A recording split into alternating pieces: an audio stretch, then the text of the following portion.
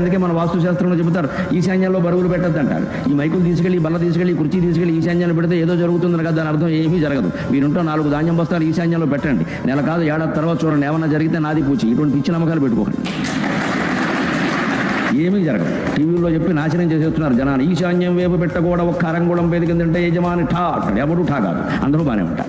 యజమాని ప్రాణానికి ఈశాన్యం గోడకి సంబంధం లేదు. వాస్తు అర్థం కాక జనాన్ని భయపెట్టి చంపేస్తున్నారని.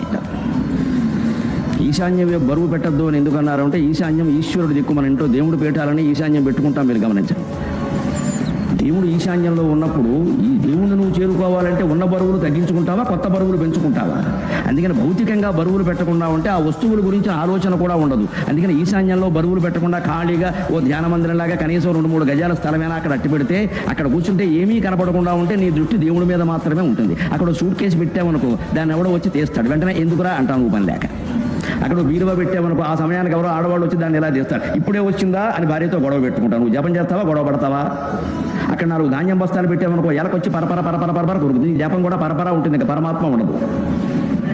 నువ్వు ఏం పెట్టినా అక్కడ ఇబ్బంది. ఎందుకంటే వస్తువు అనేది ఉంది అంటే దాని గురించిన శబ్దం ఉంటుంది, స్పర్శ ఉంటుంది, రూపం ఉంటుంది, రసం ఉంటుంది, గంధం ఉంటుంది. ఒక వస్తువు ఉందంటే పంచ విషయాలు వచ్చి చేరే అక్కడ. ఇంక నీ జపం ఏమిటి?